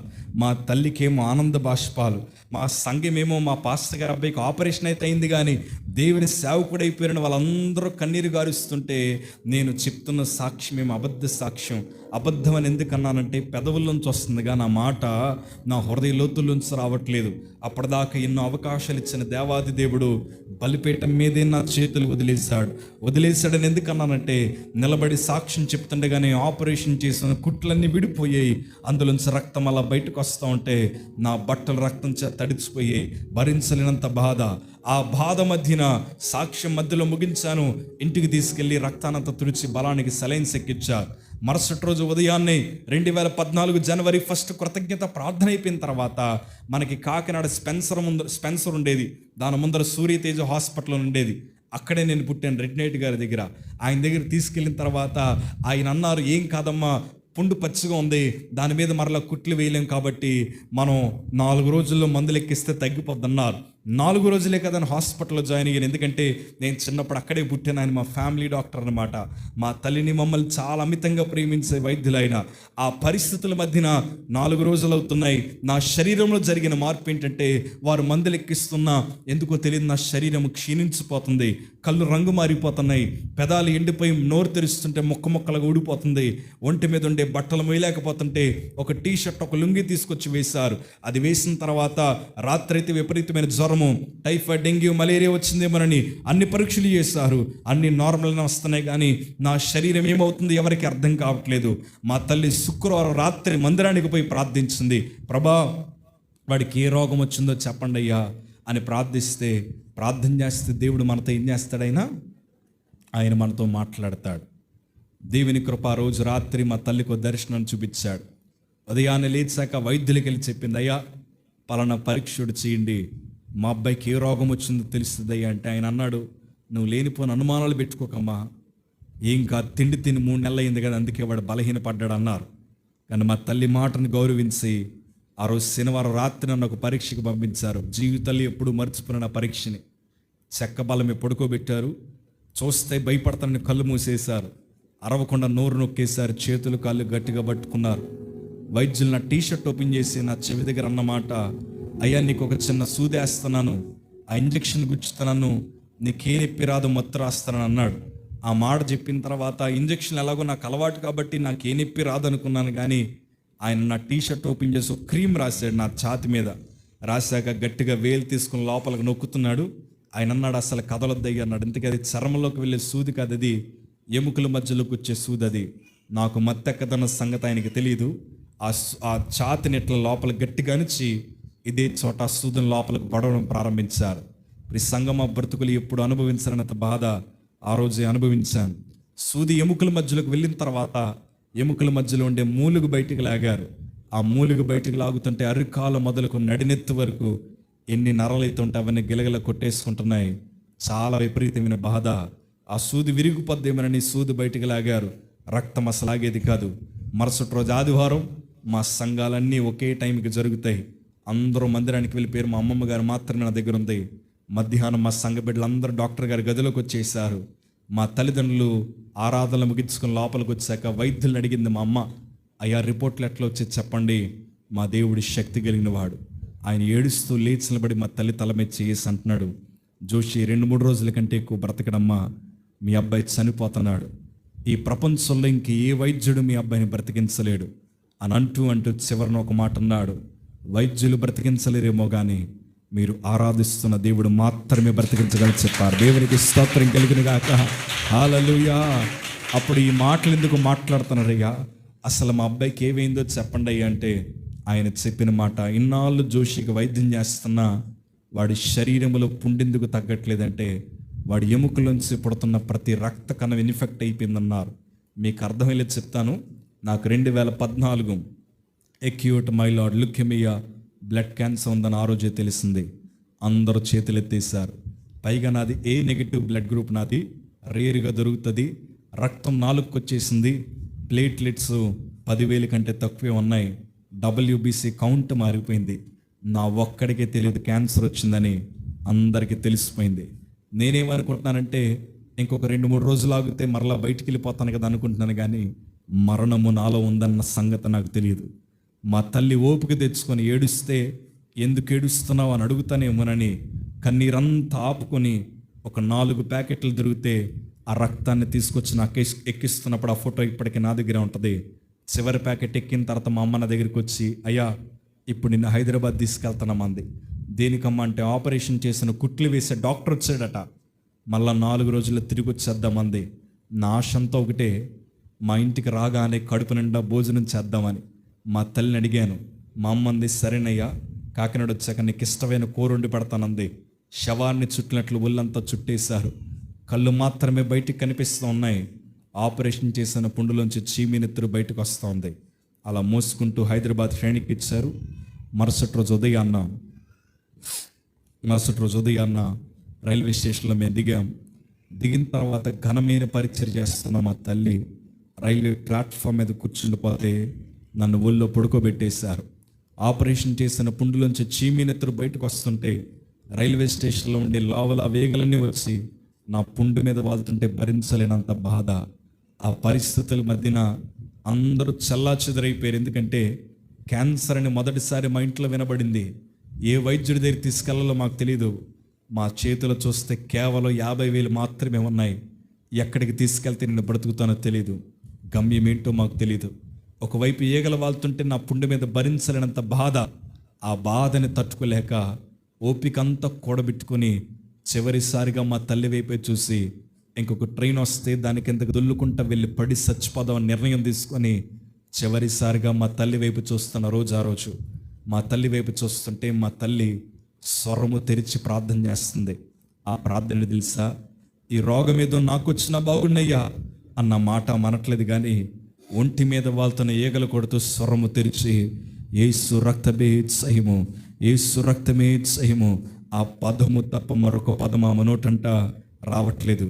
ఆ రోజు నేను చూసిన సందర్భం ఏంటంటే, ఏ తల్లులైతే శ్రమలో కూడా ప్రభువుని మహిమపరచగలుగుతారో, ఏ కుటుంబాలైతే దేవుని మీద ఆధారపడతారో, ఏ సమయమైన సహాయం అవసరమో ఆ సమయానికి సహాయాన్ని పంపగలిగిన వాడే ఈ రాత్రి మన మధ్యన సంచరిస్తున్న నజరేయుడైన యేసు ప్రభువు వారు. హల్లెలూయా, హల్లెలూయా. మేము ఎక్కిన ట్రైన్లోనే దేవుడు ఒక సేవకుడిని పంపించాడు. ఆయన పేరు విల్సన్ గారు, మన కాకినాడలో ఉంటారు దైవ విషయంలో. ఆయన మా దగ్గరికి మమ్మల్ని వెతుక్కుంటూ వచ్చారు. పక్కకు తీసుకెళ్ళి చెప్పారు, అన్న వాడికి క్యాన్సర్ వచ్చింది, ఎక్కడికి తీసుకెళ్ళాలో మాకు తెలియదు. కొన్నిసార్లు మన బ్రతుకులో కూడా గమ్యం ఏంటో తెలియదు, ఎటు పోవాలో తెలియదు, ఎవరిని అడగాలో తెలియదు, కానీ ప్రార్థించే వారి గమ్యాలు దేవుడు మారుస్తాడు. ఆ రోజు చావు బ్రతుకుల మధ్యన ఉన్న నా దగ్గరికి ఒక సేవకుడిని పంపించి మా గమ్యాలు మార్చినట్లే ఎప్పుడూ చచ్చిపోవాల్సిన నేను ఈ రాత్రి మీ ముందర ఉండగల కారణం ఏంటో తెలుసా? మీలో ఎవరి గమ్యాలు మార్చాలని రాత్రి దేవుడు నిర్ణయం తీసుకున్నాడు. హల్లెలూయా, హల్లెలూయా. దేవుని కృప. సిఎంసి వెల్లూరుకి తీసుకెళ్ళమన్నారు, కారు కట్టించారు. కారు కుదుపులకి నాకెక్కించిన రక్తం అంతా పుండ్లోంచి బయటకు వచ్చేసింది. ఇంచుమించు 60, 70, 80 ఖర్చీఫులన్నీ రక్తపు ముద్దలుగా మార్చబడ్డాయి. ఇప్పుడైతే కార్ జర్నీలు చేస్తున్నాం, కానీ బ్రతుకులు ఎన్నడూ చేయని ప్రయాణం అది. ఎక్కడికి తీసుకెళ్తున్నారో నాకు తెలియదు, ఏ ప్రాంతానికి వెళ్తున్నానో తెలియదు. ఆ దారి మధ్యన మా తల్లి నీరసం అయిపోయింది. ఒకే ఒక కొడుకును కదా, నన్ను అట్లా ఒళ్ళో పడుకోబెట్టుకునే ఉండేది మా అమ్మ. మా మావయ్యలు అన్నారు, నువ్వు ఇలాగే ఉంటే కొడుకు ఎవరు చాకరీ చేస్తారమ్మా, కొంచెం తినాలని ఒక చపాతీ పొట్లం తీసుకొచ్చి పెట్టారు. నేను భోజనం చేసి 3.5 నెలలు అయింది. మీరు చెప్పండి, తల్లి ప్రేమ ఎలా ఉంటుంది? పిల్లలకి ఆకలేస్తే తల్లి ఏం చేస్తుంది? తన తినడం కన్నా ముందు ఎవరు కడుపు నింపాలనుకుంటుంది? పిల్లల కడుపు. కానీ మొట్టమొదటిసారి నాకు పెట్టకుండా మా అమ్మ బలవంతంగా తింటుంది. నోరు తెరిచి అడిగేస్తాను, మమ్మీ ఒక చిన్న చపాతీ ముక్క నా నాలుగు మీద పెట్టమంటే అప్పటిదాకా ఏడుపు ఆపుకుంది, కానీ మాట అడిగేసరికి ఇంకేడుకు ఆపుకోలేక కారు వెనక్కి పోయి నోరు నొక్కేసుకొని కొడుకు కూడా పెట్టుకోలేని స్థితిలోకి వచ్చేస్తాను. ఆయన ఏడుస్తుంది. ఆ మూలిక నాకు వినబడుతుంది. అప్పటికే స్నానం చేసి 10-15 రోజులైంది. ఆ చపాతీ పొడి నా మొక్క మీద రాలితే ఆ పొడాన్ని ఇట్లా నలుపుకుంటే ఇంత మట్టి వచ్చింది. ఎవరో చూడకుండా ఆ మట్టిని నా నాలుగు కింద పెట్టి ఆకలి తెచ్చుకున్నాను. బ్రతకాల దిగజారిపోద్దని కలలో కూడా ఊహించలేదు. దేవుడు మన చేతులు వదిలేస్తే మన డ్రెస్సు మన అడ్రస్సు రెండూ మారిపోద్దన్న సంగతి నాకు తెలిసింది. జనవరి 13, 2014 రాత్రి 12ంటికి సిఎంసి వెల్లూరుకు వెళ్ళాం. అక్కడికి వెళ్ళాక ఎమర్జెన్సీ వార్డులోకి తీసుకెళ్ళారు. ఇక్కడ ఎముకలు కొంచెం మెత్తగా ఉంటాయి. నా వెనకాల ఎముకల నుంచి మూలిగ లాగేసరికి మంచాన్ని పట్టుకుని గిలగిల కొట్టేసుకుంటున్నాను. బాధను భరించలేకపోతున్నాను. వైద్యులు రిపోర్టులు చూసి అన్నారు, మీరు 70-80 లక్షలు ఖర్చు పెట్టినా మీ అబ్బాయి బ్రతకడు, ఆఖరి కోరికలు తీర్చేయమన్నారు. మీరే కనుక నా దగ్గరికి వచ్చి, అన్నా నీ ఆఖరి కోరిక ఏంటో చెప్పమంటే, మీ ఇంట్లో మిగిలిపోయిన ఎంగిలి మెతుకులైనా ఉంటే తీసుకొచ్చి చేతులు పెట్టండి, కడుపు నిండా భోజనం చేస్తాను, నొప్పి తెలియకుండా విషమిచ్చి చంపేమని బ్రతిమాలుకుంటాను. అది నా చివరి కోరిక. అందరూ చేతులు ఎత్తేసారు. కానీ మనందరికీ ఉండిన ఒక విశ్వాసం ఏంటి తెలుసా? మనుషులకు వైద్యులకు అసాధ్యమేమో, కానీ మనం ఆరాధిస్తున్న దేవునికి మాత్రం సమస్తము సాధ్యమే. దేవునికి స్తోత్రం కలుగును గాక. హల్లెలూయా. మా తల్లిదండ్రులు అన్నారు, మీరు వైద్యం చేయండి, దేవుడు మా అబ్బాయిని బ్రతికిస్తాడన్నారు. ఈ మాట ఎప్పుడు వచ్చింది చెప్పనా? అందరూ చేతులు ఎత్తేసినప్పుడు వచ్చింది. నేను మాట చెప్తాను, అందరూ చేతులు ఎత్తేసినప్పుడే మన బలహీనమైన చేతులు దేవుడు పట్టుకుంటాడు. దేవునికి స్తోత్రం కలుగును గాక. అన్ని ద్వారాలు ముయ్యబడినప్పుడే అసలైన ద్వారాలైన దేవుని ద్వారాలు తెరవబడతాయి. దేవునికి స్తోత్రం కలుగును గాక.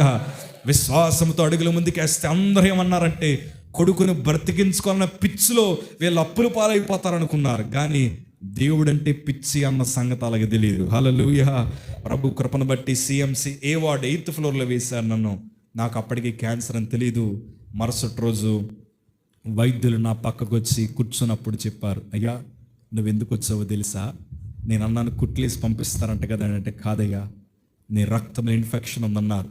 నేను మెడికల్ స్టూడెంట్ని, నాకు అర్థమైంది చెప్పండి అంటే ముఖం మీద చెప్పారు నాకు బ్లడ్ క్యాన్సర్ వచ్చిందని. నాకు అర్థమైపోయింది ఈ మంచమే నా చివరి అనుభవం, ఇంక నేను చనిపోతానని అర్థమయ్యి నా చేతులు ఈరోజు మైకు పట్టుకుంటున్నాయి. కానీ నేను చచ్చిపోతే హాస్పిటల్కి కానీ వైద్యులకు కానీ ఎట్లాంటి సంబంధం లేదని ఇదే చేతులతో సంతకాలు పెట్టాను. జూనియర్ డాక్టర్లు నా ఒంటి మీద ప్రయోగం చేసుకోవడానికి నా శరీరాన్ని హాస్పిటల్కి ఇచ్చేసాం. ఈ బాధ మధ్యన నాకు ఇష్టమైన స్నేహితులు ఉంటారు చూసారా, నా బాధని పంచుకుందామని ఫోన్ ఓపెన్ చేస్తే అనుభవంతో చెప్తున్నాను, ఒక్కడ కూడా అన్నా నువ్వు బ్రతుకున్నావని అడిగిన వాళ్ళు లేడు. ఒంటరిని అయిపోయాను, ఏడుస్తున్నాను. నాకు ఇష్టమైన ఫోటో చూసుకుని ఏడుస్తున్నాను. మా తల్లి లోపలికి వచ్చింది.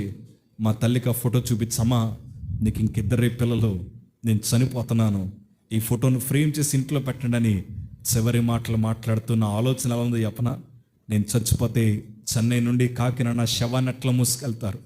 నేను చనిపోతే నా చెల్లెలు నా మీద పడి ఏడుస్తారా? సంఘమంతా నన్ను పెద్ద ర్యాలీగా శ్మశానానికి తీసుకెళ్తారా? ఈ తలంపుల మధ్య ఏడుస్తూ ఉంటే మా తల్లికి అర్థమైంది నా దుఃఖము. ఏ బైబిల్ అయితే నేను తగలబెట్టేస్తానో ఆ బైబిల్ని చేతులు పెట్టి మా తల్లి అంది, అయ్యా ఒకే ఒక్కసారి ఒక మాట చెప్తాను వింటావా అంది. ఈరోజు ఆ మాట మీకు చెప్పడానికి వచ్చాను. ఇప్పటిదాకా చాలా మందితో సహవాసం చేసావు కదయ్యా, ఈ ఒక్కసారి నా మాట వినయ్యా, యేసు ప్రభుతో సహవాసం చేయమన్నారు. ఆ మాట చెప్పి మా తల్లి బైబిల్ ఇచ్చి గదిలోంచి బయటికి వెళ్ళిపోయింది. ఎలా ప్రార్థించాలో నాకు తెలియదు, ఎలా సహవాసం చేయాలో నాకు తెలియదు. ఆ చిన్న బైబిల్ని గుండెల మీద పెట్టుకొని స్వరము తెరిచి ప్రార్థించడం ప్రారంభించాను. యేసయ్యా నేను పుట్టకముందే మా తల్లిదండ్రులకు నన్ను ఇస్తామని చెప్పావంట కదయ్యా, నా కోసం రక్తం కార్చిన దేవుడు కదయ్యా, అయ్యా నన్ను క్షమించగలిగిన దేవుడు కదయ్యా, నువ్వే గనక నిజంగా దేవుడు అయితే ఒక్కసారి నాతో మాట్లాడొచ్చు కదా అని ప్రార్థిస్తున్న ఆ ప్రార్థన ఈసారి పెదవుల్లోంచి కాదు, ఆ ప్రార్థన హృదయ లోతుల్లోంచి వస్తుంది. అలా ప్రార్థిస్తుండగానే నా రూమ్ నిండా గొప్ప వెలుగు చేత నింపబడింది. దేవునికి స్తోత్రం కలుగును గాక. హల్లెలూయా. ఆ రోజు నాకు అర్థమైన విషయం ఏంటంటే, నిజముగా మొర్ర పెడితే ఆయన జవాబు ఇవ్వడానికి సిద్ధంగా ఉన్న దేవుడు ఆయన. హల్లెలూయా. ఆయన ఎక్కడో లేడు, మన పక్కనే ఉన్నాడు. ఆయన ఎక్కడో లేడు, నీ కన్నీటిని చూస్తున్నాడు. హృదయములో నేను పలికిన మాట, హృదయములో నేను అడిగిన మాటను దేవుడు విన్నాడని ఆ రోజే అర్థమైంది. ఆ రోజు నుంచి నేను తెలుసుకున్న మాట ఏంటంటే, ప్రార్థిస్తే ఆయన తిరిగి మనతో మాట్లాడతాడు. ఈ సంఘం నిజంగా ప్రార్థించండి. ఎప్పుడైతే దేవుని వెలుగు చేత తాకబడ్డానో నా పాపాలన్నీ ఒప్పుకోవడం ప్రారంభించాను. అయ్యా నేను ఎంత ద్రోహినా, ఎంత చెడ్డ బ్రతికానా తండ్రి, నన్ను బ్రతికించని అడగలేనయ్యా, అర్హత కోల్పోయినయ్యా, నన్ను బ్రతికించొద్దు కానీ నేను చనిపోతే నీ రాజ్యానికి చేర్చుకోప్రభని ఏడవడం ప్రారంభించాను. ఈ సంఘం ఇలా ఏడుస్తూ చివరాఖరణ ఒక మాట అడిగాను ప్రభుని, తండ్రి నన్ను బ్రతికించాలని చిన్న ఆలోచన నీకున్నా మాట ఇస్తానయ్యా, చచ్చేదాకా నీ కోసం బ్రతుకుతాను. ఆ మాట ఇచ్చిన తర్వాత దేవుని కృప నాకు ట్రయల్ కీమో ప్రారంభించారు. రోజుకి 40 సెంటీమీటర్ల పైప్ తీసుకొచ్చి చేతులకు పెడితే ఎముకల మధ్య నిరుక్కుపోయింది. నాకు మత్తెక్కదు కదా, భరించలేనంత బాధ. నా మెడ దగ్గర ఇంకా నరాలు లావుగానే ఉంటాయి. నా చేతుల్లోకి ఆ పైప్ లైన్స్ పెట్టి వైద్యం ప్రారంభించారు. చెప్తే నమ్మరు, రోజుకి 45 రక్తపు వాంతులు. ఆ 40-50 రక్తపు వాంతులు కక్కుతుంటే నూరంత రక్తపు వాసన. కడుపులో ఏమీ లేక పేగులన్నీ పక్కకు వస్తాయి. పిడికలు బిగించి వీపు మీద కొడతా కానీ పేగులు ఇక్కడికి వచ్చేవి కాదు. దాహం వేసేది, ఉమ్ముని అరగంట సేపు నోట్లో పెట్టుకుని నీళ్ళలాగా తాగేవాడిని. నాకు ఇష్టమైన కూర వేడివిడ అన్నంలో కలిపితే ఆ బాక్స్ని ముక్కు దగ్గర పెట్టుకుని వాసన పీల్చుకుని ఆకలి తెచ్చుకునే బ్రతికైపోయింది. ఎండోస్కోప్ ఇచ్చేసి పేగు ముక్కలు బయటికి తీసి నాకు రక్తం ఎక్కడి నుంచి వస్తుందో తెలియక ఎన్నో పరీక్షలు చేశారు. ఈ పరిస్థితులన్నిటి మధ్యన అందరూ అన్నారు వీడిని మనం బ్రతికించలేమని. ఆవగింజంత విశ్వాసం అనే వాక్యం మా తల్లి నాకు అప్పుడే తెలుగు నేర్పించింది. తల్లుల పాత్ర చాలా బాగుంటుంది చాలామంది జీవితంలో. మా తల్లి పాత్ర ఏంటి తెలుసా? పక్కన కూర్చోబెట్టి తెలుగు నేర్పించి వాక్యాన్ని చదవడం నేర్పించింది. వాక్యం చదివాక నాకు అర్థమైన విషయం ఏంటంటే, క్యాన్సర్ కూడా దేవుడే ఆన్సర్ అన్న సంగతి అర్థమైంది నాకు. దేవునికి స్తోత్రం కలుగును గాక. హల్లెలూయా. వాక్యం చదివాక ఆవగించంత విశ్వాసాన్ని పట్టుకుని మా వాకిలిపూడి సంఘానికి ఫోన్ చేశాను. అయ్యా, మీరందరూ చేసిన ప్రార్థన వల్ల యేసయ్య నా రక్తపు వాంతులు ఆపేశానని సాక్ష్యం చెప్పాను. వాస్తవానికి నోరు తెరిస్తే పేగులు కదిలి రక్తపు ముద్దలు బయటకు వచ్చేవి. ఆ సాక్ష్యం చెప్పిన మరుక్షణమే వాంతులు ప్రారంభించబడ్డాయి. 4-5 వాంతులు అవుతుంటే రక్తపు ముద్దలు పడుతూ ఉంటాయి. నర్సు గారు అన్నారమ్మా, ఇట్లాగ రక్తాన్ని గొక్కితే చచ్చిపోతాడమ్మా, ఇంకా మీ అబ్బాయి ఒంట్లో ఓపిక లేదమ్మా అని పక్క నుండి మాట్లాడుతూ ఉంటే 4-5 వాంతుల తర్వాత మరి ఎన్నడూ రక్తపు వాంతులు జరగలేదు. దేవునికి స్తోత్రం కలుగును గాక. ఆశ్చర్యపడే రీతిలో దేవుడు నడిపించడం ప్రారంభించాడు. అందుకే నేను బలముగా చెప్తాను, విశ్వాసము లేకుండా దేవునికి ఇష్టడై ఉండుట అసాధ్యం. విశ్వాసం ఉంటే చాలు, ఏ కార్యమైన దేవుడు జరిగిస్తాడు. దేవుని కృప నాకు అప్పుడు అర్థమైంది, ఇది ఒక్కటే మన ఆయుధం అని. ఇంక మొదలుపెట్టాను ప్రార్థించడం. సంవత్సరం ట్రీట్మెంట్ అన్నారు, బోన్ మ్యారో ట్రాన్స్ప్లాంటేషన్ చేయాలన్నారు, 70-80 లక్షలు అన్నారు. వేటికి నా శరీరం సహకరించదు. మా ఇంట్లో వారు కోటీశ్వరులు కాదు, నేను మామూలుగా బలవంతుణ్ణి కూడా అసలు కాదు. కానీ వాటన్నిటి మధ్యన వాక్యం చదివిన తర్వాత నాకు అర్థమైంది ఏంటంటే, దేవుడి వైపు ఎదురు చూస్తే ఆయన నూతన బలాన్ని మనకి ఇస్తాడు. ఆ మాటను పట్టుకున్నాను. 4.5 నెలలు గడిచాయి. ఈ 4.5 నెలల్లో క్రొత్త నిబంధన పూర్తి చేశాను. బైబిల్ అంతా చదివాను. మరొక స్వార్థికుడిగా స్థలంలో నేను మా తల్లి మార్చబడ్డాం. మేము క్యాన్సర్ వార్డులో ఉన్న అందరికీ ప్రార్థన చేయడానికి మా తల్లి లేదు. దేవుని కృప ఏంటంటే I'm the most active cancer patient అయ్యాను. ఎందుకంటే మరణ భయం ముఖంలో లేకుండా దేవుడు చేశాడు. దేవునికి స్తోత్రం కలుగును గాక. ఎంత ఉద్యమం వచ్చిందంటే, క్యాన్సర్తో చచ్చిపోయినా పర్లేదు కానీ పాపముతో చావకూడదన్న నిర్ణయానికి వచ్చాను. ప్రభు కోసం నిలబడ్డాం. నా పక్క పేషెంట్లు అందరూ చనిపోతున్నా నేను ధైర్యంగా నిలబడ్డాను. బోన్ మ్యారో ట్రాన్స్ప్లాంటేషన్ విషయంలో ఎవరిది DNA మ్యాచ్ అవ్వలేదు, మా ఇంట్లో వారిది. ప్రార్థన ఒకటి ఆయుధం, ప్రార్థించాను. 2.5 గంటల్లో దేవుడు DNA రిపోర్ట్లు మార్చగలిగాడు. దేవునికి స్తోత్రం కలుగును గాక. అలా చెప్పుకుంటూ పోతే ఎన్నో సాక్ష్యాలు ఉన్నాయి. దేవుని కోసం నిలబడితే ప్రభు మన కోసం గొప్ప కార్యాలు దేవుడు జరిగిస్తాడు. మేము మనుషుల వైపు చూడలేదు. కొంతమంది ఏమన్నారంటే, నేను చచ్చిపోతే మా మందిరాలకి తాళాలు వేద్దాం అనుకున్నారు. కొంతమంది అన్నారు, యేసు ప్రభు నమ్ముకున్నారు కనుక వాడికి ఆ రోగం వచ్చిందన్నారు. ఇంకా మందిరాల్లో అద్భుతాలు లేవండి, పాస్టర్ గారి పిల్లోడికి ఆ రోగం వచ్చిందంటే వీళ్ళు ఎంతమందిని బాగు చేస్తారేంటి అని వెటకారం చేసిన వారు ఉన్నారు. ఎన్ని మాటలు వినబడుతున్నా మౌనంగా తలదించుకొని ఉన్నాం. ఎందుకంటే అన్ని రోజులు ఒకలాగా ఉండవు. దేవుని కృప ఏంటో చెప్పన, 4.5 నెలలు గడిచాయి. వైద్యులు వచ్చారు, నన్ను కూర్చోబెట్టి వీపు మీద చాలా గట్టి కొట్టారు. కొట్టన్నమాట ఏంటి తెలుసా? అయ్యా, కొన్ని రోజుల నుంచి నీ ఎముకల్ని పరీక్ష చేస్తున్నాం. అందులో మాకు తెలిసిన విషయం అంతా ఒకటే, నీ ఎముకల నుంచి పుడుతున్న ప్రతి రక్త కణములు ఒక్క క్యాన్సర్ కణం కూడా కనిపించలేదన్నారు. దేవునికి స్తోత్రం కలుగును గాక. హల్లెలూయా. ఆ మాట చెప్పగానే మీకు ఆనంద బాష్పాలు వచ్చేది తెలియదు కానీ నాకు వచ్చేయండి. మొదటిసారి ఆనంద బాష్పాలు ఎలా ఉంటే ఆ రోజే తెలిసింది. బయటికి నవ్వుతున్నాను కానీ కళ్ళల్లోంచి నీళ్ళు అట్లా కారిపోతున్నాయి. ఎంత తుడుచుకున్నా ఆగట్లేదు. ఆకాశం వైపు తిరిగి అప్పుడే కాదు ఇప్పటికీ ప్రభు నడుతున్న ఒకే ఒక్క ప్రశ్న, నా దగ్గర ఏముందని బ్రతికించవయ్యా, నా దగ్గర ఏముందని బ్రతికించావు, నాలో ఏం చూసి బ్రతికించావు. నాకంటే గొప్పలు ఉన్నారు, నాకంటే మాట్లాడగలిగిన సామర్థ్యత కలిగిన వారు చాలామంది ఉన్నారు. ఈ పనికిరాని పాత్ర ఎందుకు ఇష్టపడ్డావి అంటే, ప్రభు మీకు నాకు చెప్పిన సమాధానంతో ఒకటే, అయ్యా, మీరు ప్రేమించక ముందే మొదట నేనే మిమ్మల్ని ప్రేమించానన్నాడు. ఈరోజు ఈ మాటను ఎందుకు మనం జ్ఞాపకం చేసుకోలేకపోతున్నాం? మా బంధువులు పలకరించలేదండి, సంఘంలో నాకు ఎవరు ప్రైజులాడు చెప్పలేదండి, నన్ను ఎవరు గౌరవించట్లేదండి, నన్ను ఎవరు ప్రేమించట్లేదని ఎవరి కోసం ఆలోచించి ప్రభు ప్రేమిస్తున్న సంగతి ఎందుకు మర్చి